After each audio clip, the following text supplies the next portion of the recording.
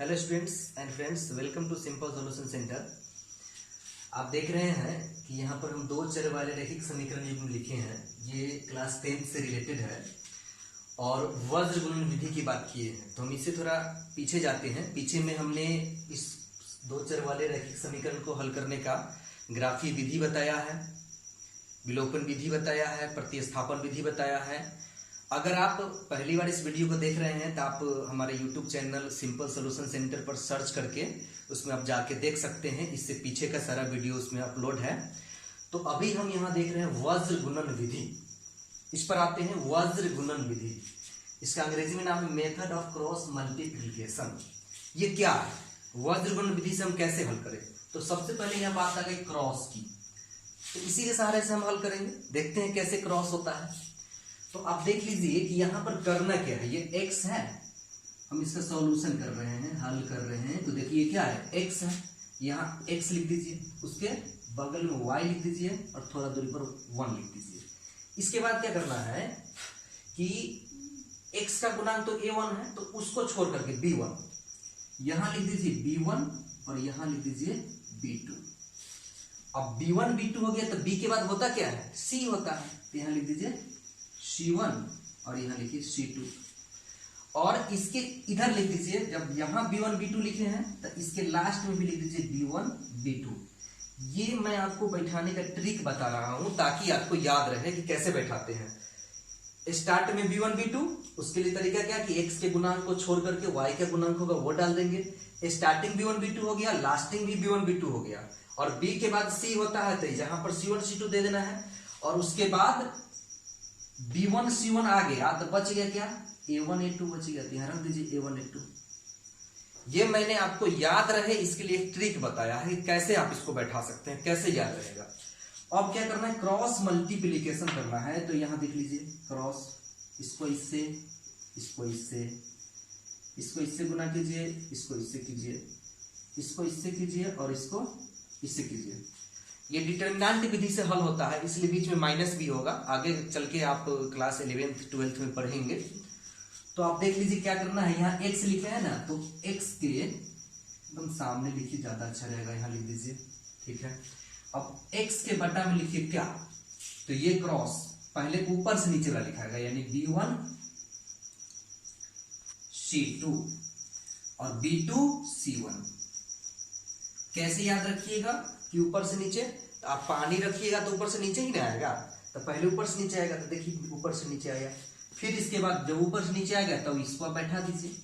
उसके बाद फिर आप आ जाइए y के बटा में लिख दीजिए, फिर ऊपर से नीचे यानी कि C1 A2 minus C2 A1। उसके बाद क्या है, उसके बाद 1 है, आप देख सकते हैं 1। तो फिर क्या लिखाएगा, A1 B2 minus A2 B1। अब इतना लिख देने के बाद अब आपको हल करना है। तो कैसे हल कीजिएगा जरा देखते हैं कि ये वाला पार्ट आपको इसके बराबर है, ये पार्ट इसके बराबर है, इसका मतलब ये भी इसके बराबर है और ये भी इसके बराबर है। तीनों आपस में बराबर है, तीनों आपस में बराबर है तो बारी बारी से बराबर, बारी बारी से x वाले को इससे बराबर कर दीजिए, y वाले को इससे बराबर कर दीजिए, आ जाएगा x का मान। तो x वाले को इससे बराबर कीजिए तो क्या होगा, x by B1 C2 minus B2 C1। अब बराबर किसके है, बराबर इसके कर दीजिए, 1 by A1 B2 minus A2 B1।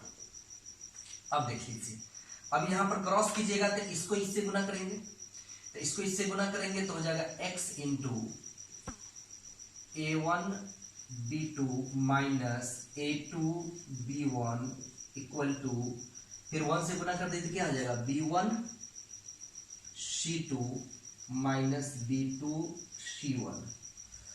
अब x इक्वल टू क्या हो जाएगा, यहां पर ये रहेगा B1 C2 minus B2 C1। अब बट्टे में आ जाएगा आपको ये वाला A1 B2 minus A2 B1। देखिए यहां पर हम डायरेक्ट x का वैल्यू यहां निकाल लिए हैं, आप डायरेक्ट यहां भी मान डाल करके क्वेश्चन को हल कर सकते हैं या ऐसे बैठा करके भी हल कर सकते हैं। यहां मान डालने के लिए आपको ये याद होना चाहिए, थोड़ा मुश्किल होता है याद करना, इसलिए बैठा के बनाइएगा, ज्यादा आसान होगा। उसके बाद क्या है कि y निकालना है, तो y निकालना है तो इसको इसके बराबर कर दीजिए।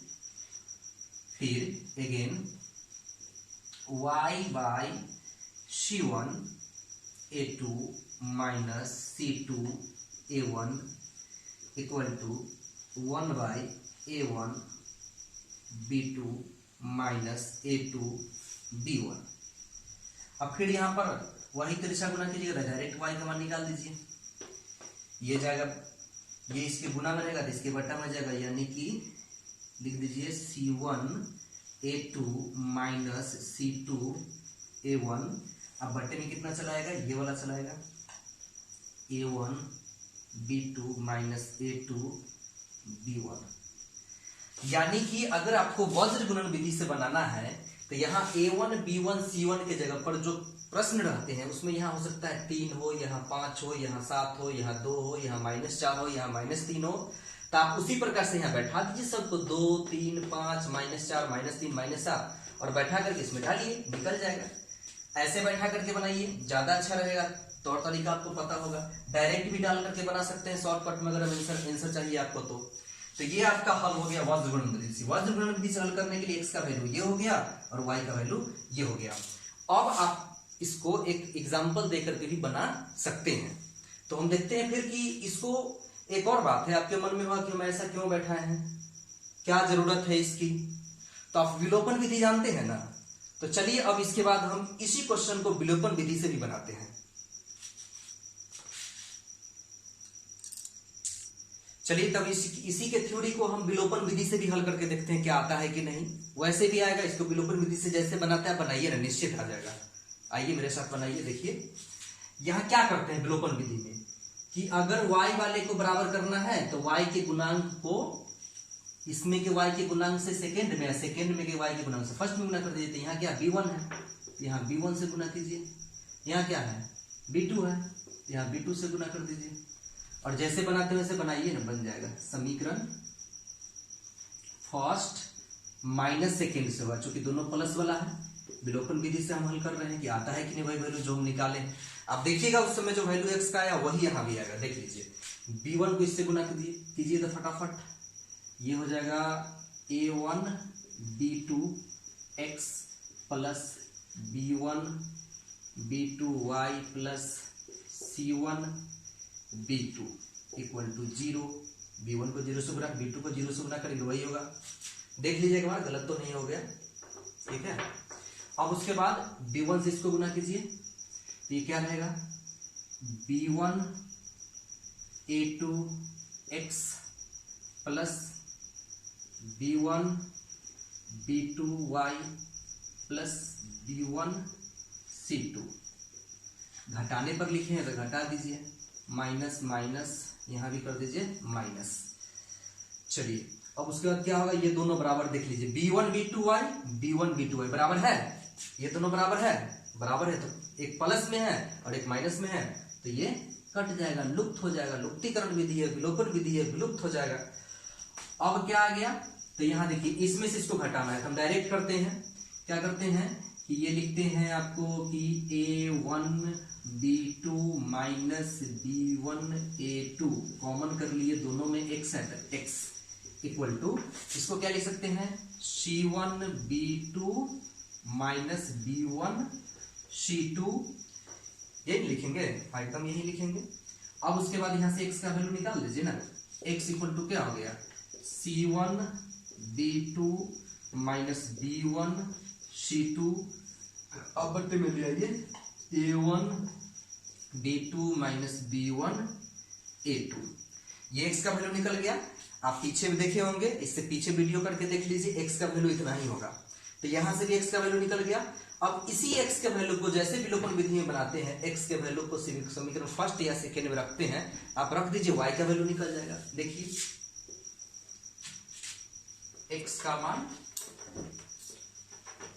समीकरण फर्स्ट में रखने पर रख दीजिए, समीकरण फर्स्ट में रखने पर अगर आपका मन होगा कि समीकरण सेकेंड में रखेंगे तो रख दीजिए, कोई दिक्कत नहीं है।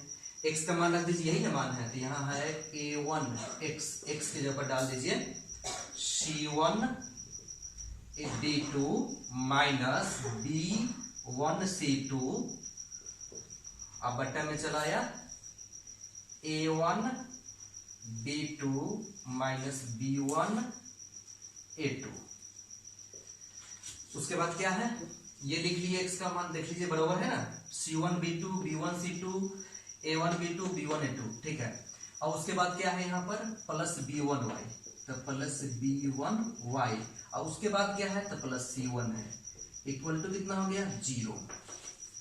अब इसको गुना कर लेते हैं a1 से, तो क्या होगा a1, ये दोनों का काम हम एक साथ करेंगे, देखिएगा थोड़ा लंबा हो जाएगा, इसलिए a1 c1 और फिर क्या a1 c1 b2 minus a1 b1 c2, ठीक है। और उसके बटा में है a1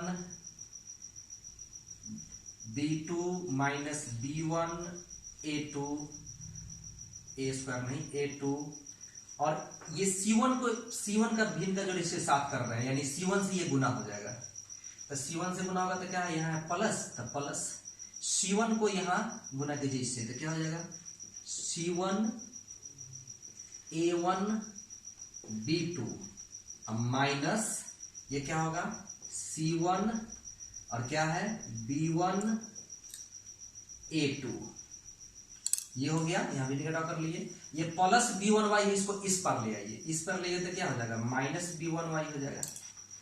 अब यहां से कुछ नहीं करना है, यहां पर देख सकते हैं कि एक जैसा देखिए तो काटिए, देखिए तो c1 a1 b2 कहीं है क्या, c1 a1 b2 तो नहीं है, c1 b1 a2 c1 ये भी नहीं है, कोई तो कटेगा, a1 b1 c2 a1 b1 c2 a1 नहीं है, a1 c1 b2,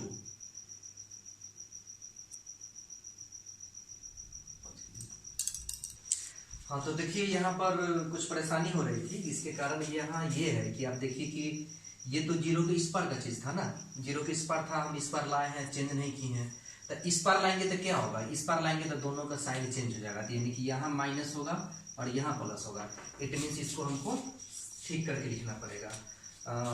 इसको लिख दीजिए, ऐसे लिखिए b1 c2 minus c1 b2, तो ये सही किया तो यहाँ भी सही करना पड़ेगा, इसको भी सही कर लीजिए, इसको हम सही कर लेते हैं, तो क्या लिख लेंगे b1 c2 minus c1 b2। अब यहां फिर हम गुना कर लेते हैं, तो गुना कर लेते हैं तो एक लाइन यहां हम फिर से लिख देते हैं, टोटल देख लीजिए, गुना कर लेंगे तो क्या हो जाएगा a1 b1 c2 minus a1 c1 b2, ठीक है होगा। अब उसके बाद ये इसके साथ हम किए थे, इसका भिन्न को जोड़ किए थे, यानी c1 से गुना करना पड़ेगा, तब प्लस में हमारा क्या है, तब प्लस में c1 है, तो c1 को a1 से गुना कीजिए तो क्या होगा c1 a1 b2 minus c1 b1 a2। अब देखिए तो सेम चीज अलग डिफरेंट साइन वाला है, तो देखिए a1 b1 c2 और कहीं है क्या a1 c1 b2 a1 c1 b2, देखिए यहीं पर है a1 c1 b2 a1 c1 b2, एक माइनस में एक प्लस में, ये तो कैंसिल हो जाएगा। उसके बाद देखिए यहाँ माइनस b1 कॉमन लिए हुए हैं, तो ये दोनों में से माइनस b1 आप कॉमन ले लीजिए, तो माइनस देखिए यहाँ b1 है माइनस b1 कॉमन लीजिए, तो माइनस b1 कॉमन होगा तो क्या बचेगा, माइनस b1 कॉमन होगा तो ये माइनस में आ जाएगा, ये प्लस में आएगा, इसको पहले लिख लेते हैं, यानी आपको लिखना पड़ेगा c1 a2 या a2 c1 एक ही बात होता है, माइनस इसमें से b1 माइनस b1 कॉमन ले चुके हैं तो यहाँ माइनस हो जाएगा, तो क्या बचेगा a1 c2।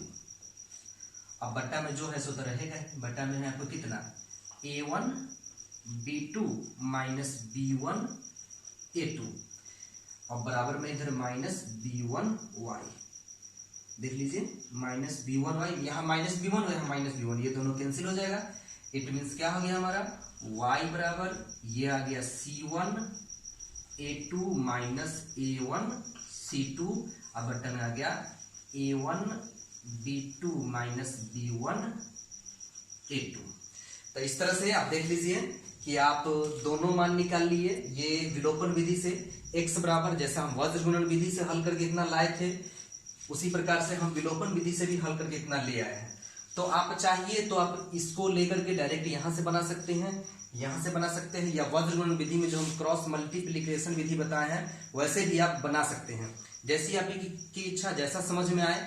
और हम उम्मीद करते हैं कि आप एक ये नया विधि सीखे होंगे, है तो पुराना लेकिन उस पर भी हम ला करके दिखाए हैं। तो ये भी हम उम्मीद करते हैं कि आपको ये वीडियो पसंद आया होगा। अगर ये वीडियो आपको पसंद आया तो लाइक कर दीजिए, कमेंट कर दीजिए, सब्सक्राइब कर दीजिए। धन्यवाद।